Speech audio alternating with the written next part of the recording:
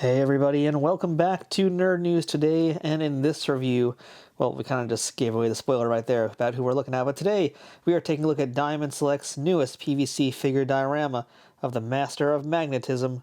We are looking at Magneto. And point of reference, this box for Magneto is huge. I'm trying not to pull back any further because I don't want to get all of my backdrop stuff in there, but I might have to show you guys that in a minute, or I might have to pull out a ruler maybe because the box is definitely bigger than the actual statue. So yeah, I'm not going to be pulling out any wide shots for the packaging here. We're going to kind of breeze through this because, yeah, I got no room to show this thing off here. But this is essentially the packaging. It's got this huge, massive window which frames some of the logos. Really, this box is all about just optimizing that amount of window space here because there's just so much of it. I'll start doing a little bit of rotation and we'll see what stays in frame. But yeah, just like all PVC dioramas statues, you've got big windows on the side, you've got the sunroof as well, but really most of the intrigue beyond seeing the statue comes from the back of the box, which has a big old image of Magneto right there. You can see him in all of his magnetic glory, looking good, giving us a little bit of a sneak preview of what the statue's going to look like once we get him out of this big, enormous packaging. And then, equally important, we have ourselves a bio about Magneto. And once again, shout out to the bio writers at Diamond Select over here. This is a really big, wordy bio. That's not a bad thing. This is a lot of sentences, a lot of information, and it really tells a very complete story about Magneto and takes advantage of all the space they have on this really huge box. Equally good is we get the credits to who made this piece. And shout out to the designer, who was Caesar, and the sculptors, which were the folks over at Varner Studios. That is a great pair of folks to be working on this. Varner, if you don't know, is the name of Steve Varner, and Steve's daughter, as well as, I guess, their whole family now. They basically have their own family-run studio that sculpts toys, figures. Steve Varner is one of the men responsible for sculpting a lot of your childhood favorites of Ninja Turtles and so many others, Star Trek, countless things. I've actually interviewed him on my Star Trek podcast, in fact. So yeah, this means we're going to be in good hands looking at this Magneto piece here. And I can already say, just looking at all the grand majesty, how big this packaging is, we're going to be in for a treat. So without further ado, let's go ahead and get our Magneto out of the packaging, and let's take a closer look at him from all angles. And here is Magneto out of the packaging, and spoiler alert, yeah, he is just as good out of the box as he was inside that box, and by far, absolutely better. But you don't have to take my word for it. I'm going to go ahead and give you guys a quick rotation of Magneto, and you can decide how you feel about this great-looking piece. But yeah, there's a lot going on here. You know, I say that in a lot of my statue reviews, and I'm rarely wrong about it. But in the case of Magneto, there really is a lot going on. You can see just how complicated this piece is, and it really makes a lot more sense why that box was so big. Case in point, I didn't realize this cape was going to be as enormous as it is. This is, I think, easily the biggest cape we've ever seen in any of the diamond pieces that I've reviewed on this channel, and that you've probably seen on this channel also. And that's saying a lot, because we've had some pretty tremendous capes, but this thing here, man, it's some crazy wingspan. And this is also my first time seeing this piece since I think I might have seen it at Comic-Con, New York Comic-Con, I believe. And I didn't really get a chance to see all the details because that was New York Comic-Con. It was kind of just being posed in one angle. You can only do so much. But now having this in hand, I gotta say, there's so much going on here. This is a beauty. So let's go ahead and dive in and first start by taking a look at the likeness and the face of Magneto. And this one's especially fascinating because most of Magneto's head is obscured by the helmet. So we are getting some likeness, but it's almost like hints of likeness being kind of poked out of the helmet. So, you know, as far as like a look for Magneto, this is very much their design of Magneto. And they, again, going back to the art team. So this is like Caesar's interpretation of what Magneto would look like. And I think it's a little bit unusual from what I'm used to seeing, to be quite honest. I don't know if that's good or bad. You know, we have this kind of like cleft chin on Magneto. I think it's cleft chin, or it might just be, no, that's cleft. Okay, I was worried it was a paint mishap. Thankfully, it is not. You know, he's got this kind of cleft chin. He's got no pupils in his eyes, which, depending on who draws him, is, you know, how that works. Sometimes he's got them, sometimes he doesn't. We don't really see much else, though, because this helmet is really dominating the head sculpt.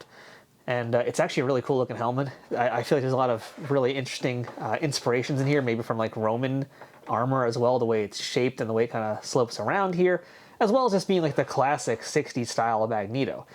I will say, as far as likeness, it kind of reminds me a little bit of Steve Martin. Am I wrong in saying that? But yeah, no, it really kind of looks like Steve Martin, but he's having a really bad day on the set of Only Murders in the Building. So that's my take on the face. I don't know if I'm like super keen on it, but it's not bad. I'm not used to it, I guess, or maybe just it's not what I was expecting. I think I was expecting something maybe more, I don't know, more angry, more ragey, maybe more calm and collected. I think I'm just trying to read what the face is saying to me, and that's what I don't really know. It's a really well sculpted face, and I think it'll make sense more maybe as I contextualize it with the rest of the statue. So on that note, let me pull back the camera a little bit, and let's just kind of look at the rest of the statue right now. So the pose is actually very commanding and very powerful. Magneto's got energy beams in his hands. He's got his, I guess we'll call them magna beams. I don't know what to call them. Again, depending on who draws him is how they will draw his magnetic powers. But that's what we know is happening. And it looks to me like maybe he's forming some masses of magnetism based on all the stuff happening on the base below him. Normally we will talk about the base later on in the video, but I feel like this time around it's actually kind of important for the story of the piece itself. He's on, clearly, I would say maybe Asteroid M. I don't know about that. He's someplace kind of foreign and different looking than, you know, like we've seen a lot of the X-Men statues or even the Avengers statues recently, where they're all kind of like in this kind of gritty industrial urban setting. Magneto is not. He is someplace very, very different. What that place is, I have no idea, but it does make for a really unique set piece and kind of tells a lot of the story, I feel like, whatever story that's going to be here, because this is Magneto in battle. And whether or not he's a good guy or bad guy, you still can't really tell, but I'm going to infer based on the outfit here, this is really kind of meant to be heel Magneto. This is a bad guy Magneto, because the outfit, to me, really does read like the classic early X-Men, with Magneto having this kind of outfit with just very basic look overall. Basic not being a bad word in this case, just basic meaning very simple, straight to the point. You know, he's got the classic trunks, the long red outfit, the iconic Magneto boots that I've always wondered to this day how he gets them on. We've got a little bit of the gauntlets that kind of match the same design aesthetic of the boots. Great classic outfit. That's really kind of it. It's just a classic outfit, and it feels like a classic statue. Maybe that's where some of the inspiration comes from with this particular pose and the power behind it, because it feels like it's almost like kind of a pose I'd seen in a museum somewhere with like some sort of Roman god or something. There's clearly something mythical about the way that they're making this Magneto feel. At least that's what I'm getting out of it. And maybe that's why, again, going back to the face, why the face was done to be in that kind of way. You know, I guess the more that I think about it, it is very much kind of like a classical style sculpture with the way the face is done. So very symmetrical, very balanced. Maybe that is the key to the piece here, and that's the way I need to start thinking about this, is we got to go and take a little bit of an art lesson right now. Just think back to all those really great Renaissance statues, and even earlier than that, statues of just like the iconic and idealized man. I think that might be what we're going for here, or I could be stretching, trying to figure it out. I don't know. I'm just the reviewer who's reading into things way too much because that's what I do here on this channel. Let's start talking about something else, or else I'm going to get stuck on this head. And the helmet, by the way, great detail in there. But let's talk about some of the other details going on in this piece here. And a lot of the detail is going to be in the paint because, as we mentioned, it's a fairly simplistic outfit. Not a lot of bells and whistles like you would get with other characters. So it's really kind of about the, I guess well, they're not accessories, but let's just call it the rest of the outfit, I think. And in the case of Magneto, we have his harness that holds his cape. Again, very simple. There's not a lot of ornate nonsense with this. It's just very much to the point, and they look really good. I like the color about them. I kind of like the repetition of shape, how this here is kind of meant to maybe balance out his abdominal muscles and the size of those. Because there is actually a lot of roundness to the statue if you really think about it. And that repetition of shape is key to making a really great piece of art. So if we kind of pull back for a second and we'll go into this here, there's a lot of circles in Magneto. We have the dome of his helmet. We have these orbs that are across his harness. I'm just going to call it a harness because I don't know what else to call it. We've got the abdominal muscles. We have his orbs that are in each of his hands. And just a lot of very strong, round muscles. So I think round is the key word to this piece here. It definitely is a very voluminous piece. That much we can agree on. And speaking of volume, give you guys a look at this from the side again also. What an interesting pose. It really does feel like maybe like Hermes now rushing in. If we're going to go back to like real classical kind of sculpting here. Romans and Greeks, whatever. But check out this cape. This there's no really other word for it other than just tremendous. Again, an enormous cape. Talk about wingspan. This is huge. It's a really nice, very thick cape also. Very, very thick. A lot of flow happening to it. But I will say thick might not be the best word because it almost feels like it's lacking in a lot of finesse. And I think Magneto has a pretty good deal of finesse. I think his Riz is on point. Yeah, I said that. I don't quite know what I said, but I said it. This to me feels just like very overly thick. This feels like this is not a cape so much as it is blackout curtains for someone's apartment. It's just so thick and chunky. I don't know if I like it entirely. It's very dramatic, but not as dramatic as a lot of other statues I've seen before. It's more so big than anything else, and almost kind of cumbersome. And that's also, again, why the statue's packaging was so big, because they had to find a place to put this cape. That said, it does look really good. I mean, you can see from this angle, this is really great.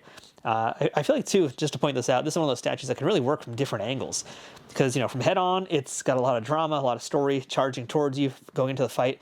But even a profile, and that's either left or right profile, there's so much happening, and especially because of the way the cape is flowing and how big it is, and yeah, like, it really does look good from just about any angle, I feel like, that we're looking at it.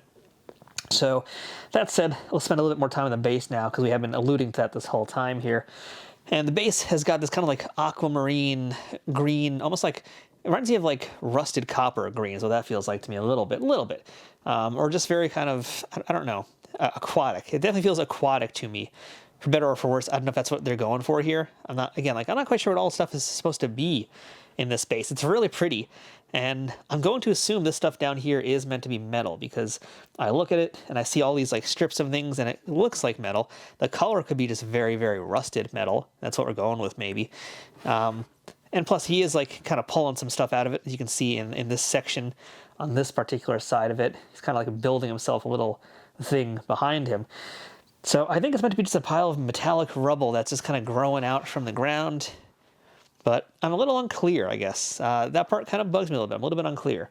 I do think that as far as, like, let's say an abstraction, it's really pretty. And I like it from that regard. So I don't know if it bothers me that much. I don't know what the heck it's all meant to be and what the context of the piece is. I think the more I look at it, the less I care, to be honest, because it really does just look that nice altogether. And sometimes that's what's most important. Sometimes it really just is about the aesthetics and not reading too much into it. I mean, even the way I just pulled this shot, this is completely accidental, but I really like how this looks right here in this pose. Even just cutting off his legs, cutting off the rest of the cape. This, to me, just looks visually interesting, and I have to really tip my hat now to Caesar for figuring this thing out and making something so very unique and dramatic, because I don't know if I would have thought about this for Magneto, this kind of shape and layout for this character. And yeah, again, doesn't matter which way I point him, it does look really interesting.